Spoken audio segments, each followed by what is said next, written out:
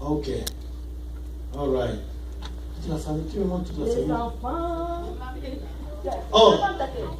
Ah. Papa, mets-toi debout, non?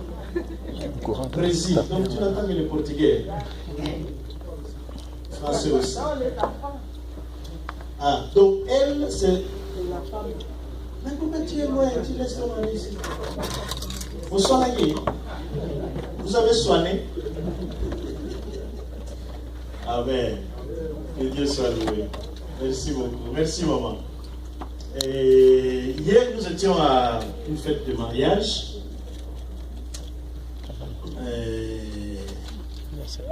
Le frère Georges est marié.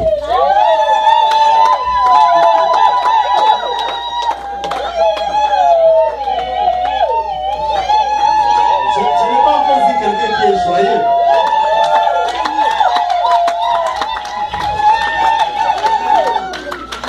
Georges est marié. Entre autres, pourquoi j'étais allé à Kinshasa, c'était parce que je devrais amener la dot comme ça entre les mains. J'ai donné, donc Georges s'est marié, il a tout donné. Tout fait.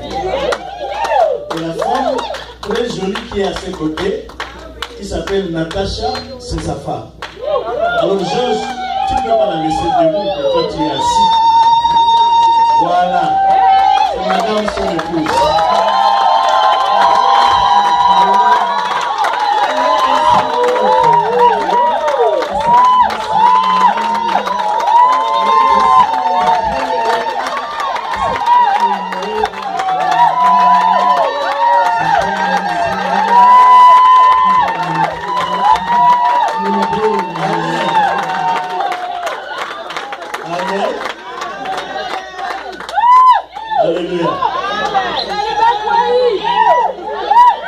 La cérémonie de ce que nous avons l'habitude d'appeler mariage religieux, mais qui n'est vraiment pas le mariage, c'est une bénédiction nuptiale, se fera le 29 décembre. Donc que l'Église se prépare déjà.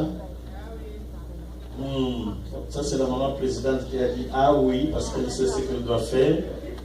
Et le président du papa n'est pas là. Je crois que lui aussi saura ce qu'il faut faire.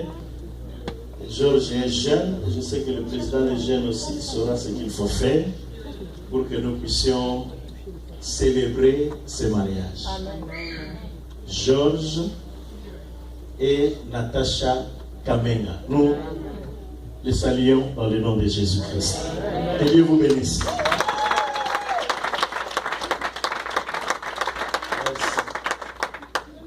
Merci beaucoup. Ceux qui sont venus pour la toute première fois seront reçus par le pasteur Charlie à la fin du culte pour juste 5 minutes.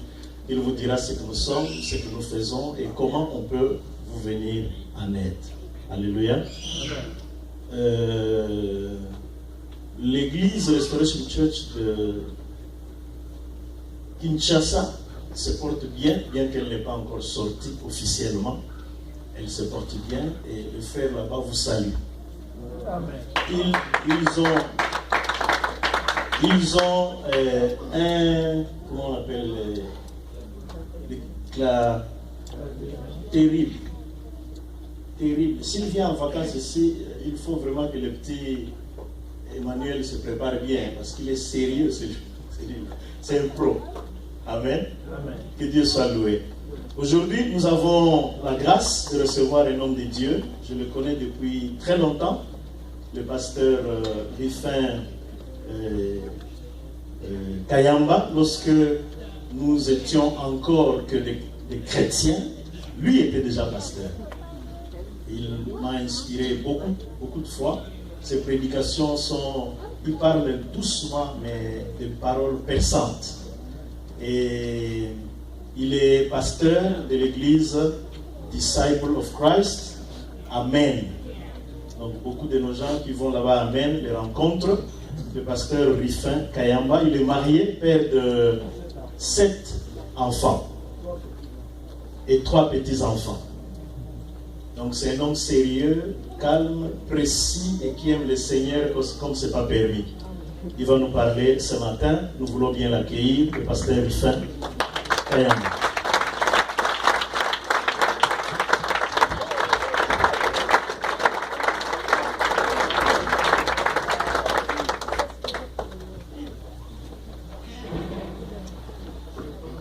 Grand plaisir d'être ici devant vous.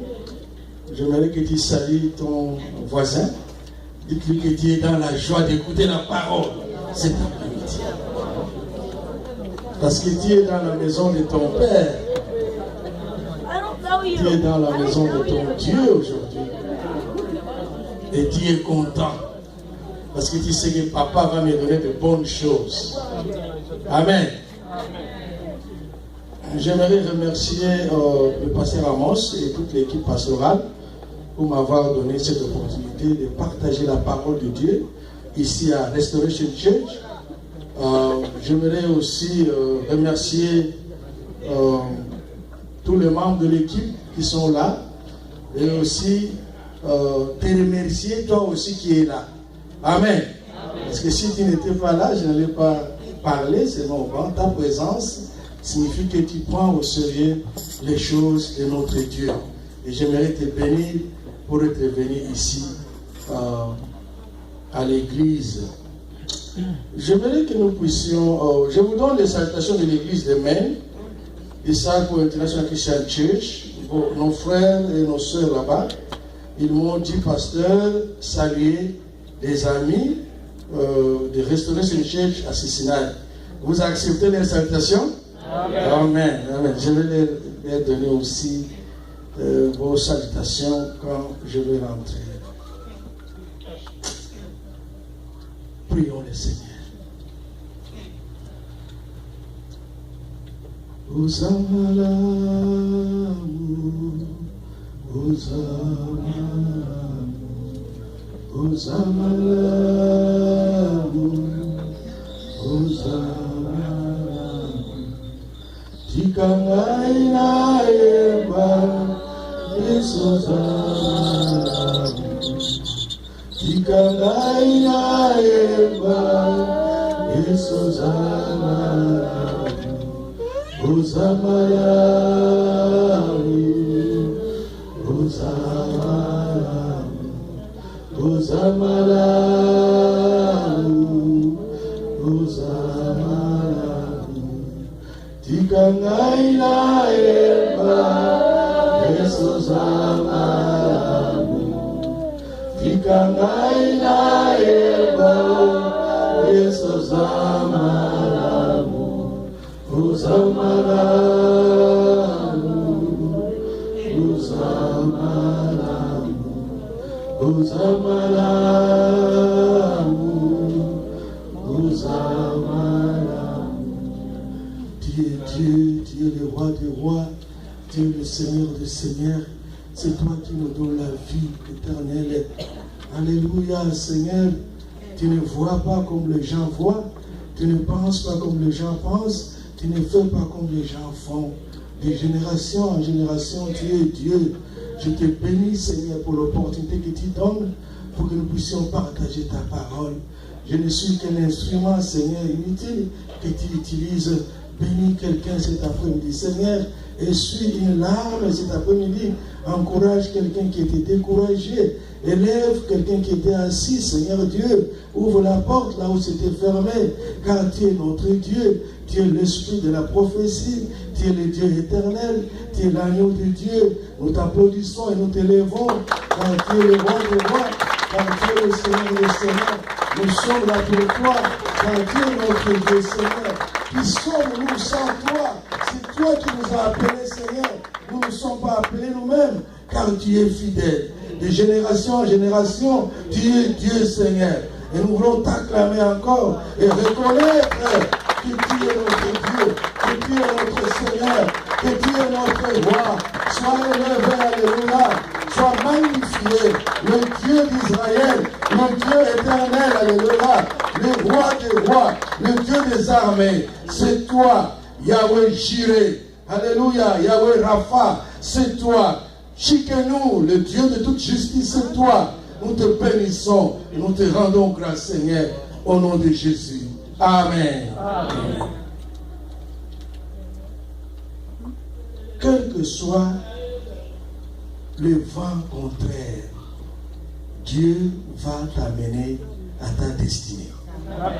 Amen. Amen. Quel que soit le vent contraire, notre Dieu va t'amener à ton destinée. Car il connaît le plan qu'il a formé pour toi.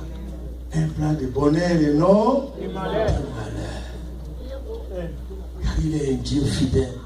J'aimerais parler aujourd'hui de l'apôtre Paul. Nous allons lire quelques textes rapidement. Nous allons lire un texte. J'aimerais que quelqu'un puisse m'aider. Et nous allons lire ensemble.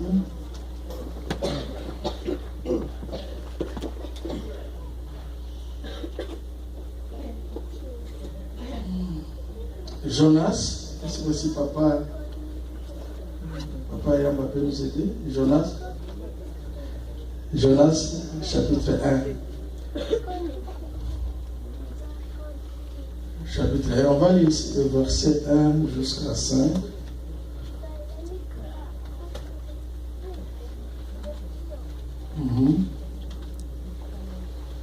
Et puis nous allons lire encore Actes chapitre 27, le verset 4, le verset 11 à 12. Nous allons lire Actes chapitre 28, 1 à 10. Jonas 1.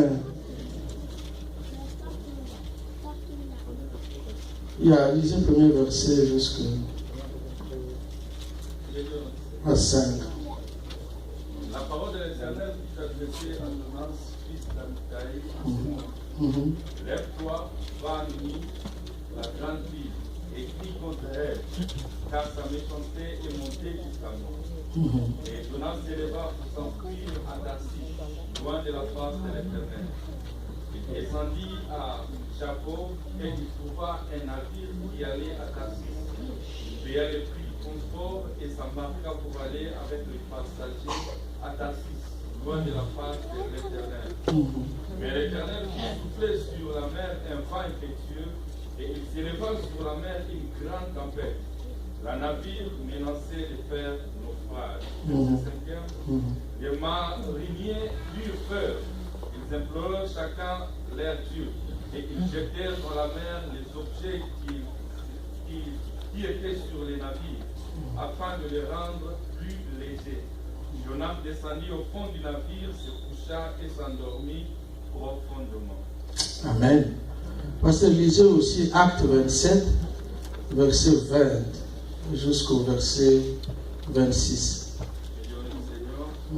Les soleils et les étoiles ne parurent pas pendant plusieurs jours, et la tempête était si forte que nous perdîmes enfin toute espérance de nous sauver.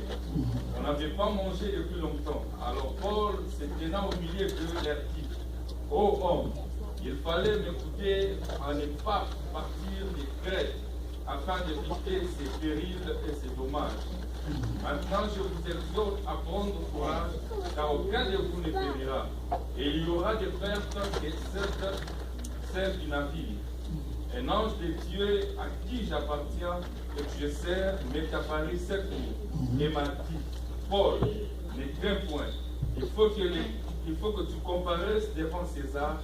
Et voici, Dieu t'a donné tous ceux qui naviguent avec toi. C'est pourquoi, ô homme, rassurez-vous, car j'ai cette confiance en Dieu, il n'en sera comme il m'a été. Amen. Parce que lisez aussi verset 42 jusqu'à 44. Les soldats firent d'avis de tuer les prisonniers, de peur que quelqu'un d'eux ne s'échappe à la nage. Mais les centeniers qui voulaient sauver Paul les empêcha d'exécuter ses desseins. Il ordonna à ceux qui savaient nager de se jeter les premiers dans l'eau pour gagner la terre, et aux autres de se mettre sur des planches ou sur des débris du navire. Et ainsi, tout partirent à terre sans saint et sauf. 28 maintenant, 1 jusqu'à 10. Une fois hors des dangers, nous reconnûmes que l'île s'appelait Malte. Les barbares nous témoignèrent une bienveillance peu commune et nous accueillirent tous auprès d'un grand feu qu'ils avaient allumé parce que la pluie tombait et qu'il faisait très froid. Paul ayant ramassé un tas de broussailles et l'ayant mis au feu, une vipère en sortit par l'effet de la chaleur et s'attacha à sa main. Quand les barbares virent l'animal suspendu à la main, ils se dirent les uns aux autres: assurément, cet homme est un meurtrier, puisque la justice n'a pas pu vouloir le laisser vivre après qu'il a été sauvé de la mer. Paul secoua l'animal dans le feu et se ressentit aucun mal. Ces gens s'attendaient à le voir enfler ou tomber mort subitement, mais après avoir longtemps entendu, voyant qu'il ne lui arrivait aucun mal, ils changèrent d'avis et dirent que c'était un Dieu. Verset 7e. Il y avait dans les environs des terres appartenant au principal personnage de l'île, nommé Publius, qui nous reçut et nous logea pendant 3 jours de la manière la plus amicale. Le père de Publius était alors au lit, malade de la fièvre et de la dysenterie. Paul s'étant rendu vers lui, pria, lui imposa les mains et les guérit. Là-dessus, vers les autres malades de l'île et ils furent guéris. On nous rendit de grands honneurs à notre départ et nous fournit les choses dont nous avions besoin. Amen. Amen. Je parlais de Jonas, le texte qu'on a lu d'abord. Et ici, je vais faire une petite comparaison. Je vais beaucoup parler de l'apôtre Paul, mais vous avez ici 2 personnages. Il y a d'abord Jonas. Nous connaissons bien l'histoire de Jonas. Dieu dit à Jonas d'aller faire une mission et nous voyons que Jonas refuse d'aller. Il prend un autre chemin. Dieu lui montre un chemin. Qu'est-ce qu'il doit faire? Lui, il refuse d'aller. Et nous avons ici des conséquences. Nous avons les 2 textes que nous venons de lire. Vous avez 2 personnages qui sont en train de voyager. Amen. Vous avez Jonas qui fait aussi un voyage. Il est dans le bateau. Et nous avons aussi l'apôtre Paul qui fait un voyage. Il est aussi dans le bateau. Mais vous allez voir que les 2 personnes ont 2 façons différentes de réagir devant les situations qui se trouvent devant eux. Amen. Ils n'ont pas la même réaction. Ils sont tous 2 envoyés par Dieu. Dieu dit à Jonas, va, où ça, quelle ville? À Ninive. Va là-bas, je te donne une mission.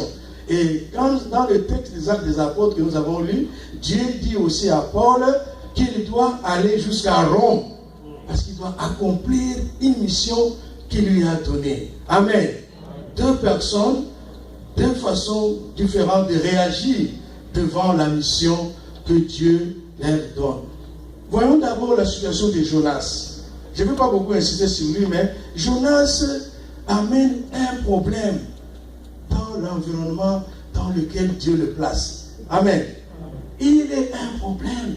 Vous vous imaginez quand nous lisons le texte, il entre dans un bateau, il y a le vent qui arrive, les marins, les commerçants, tout le monde commence à perdre les choses. On a commencé à jeter même. Vous savez qu'il y a des gens qui font le commerce, le businessman. Quand les gens doivent commencer à jeter des choses pour que les bateaux soient allégés. Or que c'est lui, Jonas, qui était le problème. Amen.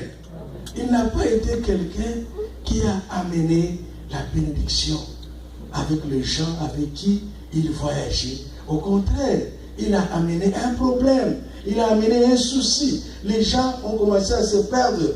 Le vent était terrible. Un vent impétueux. Un vent terrible. Les gens ont commencé à jeter. Quel type de chrétien est-il?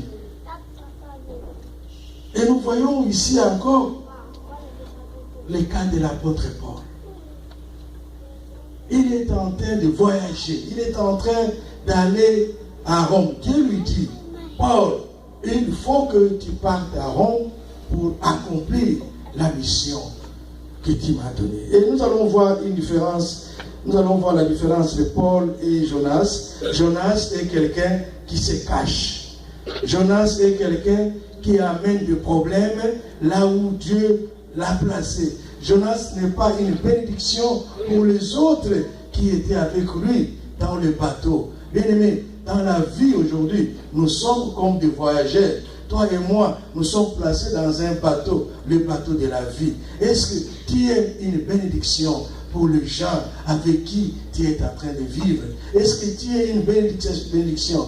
Est-ce que je suis une bénédiction pour les gens que Dieu a mis devant moi? Dans l'église, dans ma famille, au travail, quel type de personne est-ce que je suis? Regardons le cas de Jonas, ça devient un problème. Le fait même qu'il voyage dans un bateau avec les gens ont des problèmes, les gens souffrent à cause de lui. Mais voici maintenant le cas de Paul, comme le pasteur nous a dit. L'apôtre Paul est en train de voyager aussi. Et les gens avec qui il voyage, ils ont un problème. Le vent était contraire. Dis à quelqu'un, le vent est contraire. Le vent est contraire. Dans la vie, dans le bateau de la vie, le vent va être contraire de temps en temps. Un enfant de Dieu, un chrétien, a toujours le vent parfois qui est contraire. Un vent qui vient pour te faire reculer, pour que tu n'avances pas. Mais il y a le vent de Dieu qui est derrière, qui te pousse à aller à l'avant. Dites Amen. Amen. Amen. La vie, il y a toujours des vents contraires. Qu'est-ce qui arrive? Ici, les gens ne mangent pas. Tout le monde refuse de manger. Les gens sont découragés. Dans le bateau où Paul était, ils sont tellement découragés. Mais la Bible dit que ni le soleil, ni les étoiles nécessaires se sont montrées. Depuis plusieurs jours, la tempête était d'une violence très commune et était dangereuse. Tout espoir d'être sauvé nous échappait désormais. Mais nous voyons au verset 22, l'apôtre Paul qui est dans le bateau, il n'amène pas le découragement, il n'amène pas la peur. Parce que vous savez que l'ennemi, le diable, dans Ephésiens 2, il est appelé le prince de l'air. Il amène le découragement, il amène la panique, il amène des problèmes. Mais l'apôtre Paul va dire aux gens avec qui il voyage, mais à présent, je vous invite à garder courage, car aucun d'entre vous n'y laissera la vie, seul le bateau sera perdu. Amen. Il encourage les gens avec qui il voyage. Est-ce que toi, tu es un encouragement pour les autres amis? Est-ce que tu es un encouragement pour ta femme, pour ton mari? Est-ce que tu es un encouragement pour ta famille? Est-ce que tu es un encouragement pour ton église? Vous savez, dans l'église, nous avons souvent des gens que moi j'appelle les gens qui amènent toujours des mauvaises nouvelles. Les prophètes de malheur. Rappelez-vous dans l'Ancien Testament, Moïse dit à Josué, prends, il envoie 12 espions pour aller explorer la terre promise. Ils vont là-bas. 10 d'entre les espions, ils amènent un rapport. Ils disent à Moïse, waouh, là où nous sommes partis, c'est terrible. Ces gens-là, nous sommes comme des sauterelles devant eux. En tout cas, on ne saura pas. Mais vous avez 2 autres parmi les 12, vous rappelez leur nom, n'est-ce pas? Josué et Caleb. Ils disent, mais non, le même Dieu qui nous a fait sortir d'Égypte, le même Dieu qui nous a fait traverser la mer Rouge, c'est le même Dieu qui va nous aider pour gagner et pour conquérir la terre. Amen. Est-ce qu'on peut applaudir pour ce Dieu-là? Alléluia. Quel type de chrétiens nous sommes? Les 10, la majorité, ils sont là pour les découragements. Oh, on ne va pas réussir. On ne va pas réussir. Ça, c'est difficile. Mais les 2, ils vont dire non, nous allons gagner. Ils ont encouragé les enfants. C'est ce que nous voyons ici avec l'apôtre Paul. Et nous voyons aussi qu'il aide les autres à manger. Les gens avec qui Paul voyageait, ils ont refusé de manger. Un jeûne forcé, ils avaient peur. Oh, nous allons mourir. Le soleil ne se lève pas. Il y a des ténèbres. Nous allons tout perdre. Mais Paul était un grand encouragement pour eux. Écoutez ce qu'il dit ici. L'apôtre Paul leur dit quelque part, cette nuit même, en effet, un ange du Dieu auquel j'appartiens et que je sais, s'est présenté à moi et m'a dit, sois sans crainte, Paul, il faut que tu comparaisses devant l'empereur et Dieu t'accorde aussi la vie de tous tes compagnons de traverser. Amen. Waouh! Paul dit que Dieu, le Dieu que je sers, il m'a dit que tu vas traverser, pas toi seul, mais avec tes compagnons aussi. Un enfant de Dieu est toujours une bénédiction avec les gens qu'il vit avec. Un enfant de Dieu est toujours celui qui change l'environnement dans lequel il vit. S'il y avait la panique, il amène la paix. S'il y avait la peur, il amène la joie. S'il y avait le doute, il amène le courage. Amen. Amen. Mais ce n'est pas comme Jonas. Je ne vais pas beaucoup prêcher sur lui parce que lui, il a amené le découragement, la peur, la désolation, le malheur. Mais l'apôtre Paul a même demandé aux gens de manger. Il a demandé aux gens de manger. Mangez, prenez courage. Personne ne va mourir. Nous allons tous aller. Parce que le Dieu que je sers, voilà le Dieu que je sers, m'est apparu. Son ange m'est apparu. C'est l'attitude que nous devons avoir avec les enfants de Dieu. Être là comme des encouragements de nos frères et de nos sœurs. Être là pour encourager les autres. Ceux qui sont fatigués, ceux qui sont assis, ceux qui ne veulent pas venir à l'église. Nous sommes là pour leur dire non, cela va marcher. Le Dieu que je sers. Paul n'a pas parlé de lui-même. Il n'a pas dit voilà, je suis prophète, je suis ceci ou cela. Mais le Dieu que je sers a envoyé son ange pour me dire que nous allons tous traverser. On va perdre le matériel, mais nous tous, nous allons traverser. Bien aimé, mon thème c'était quoi? J'ai dit que, quels que soient les vents contraires, tu vas arriver à ta destinée. Amen. Dans la vie, tu vas trouver des vents contraires qui arrivent.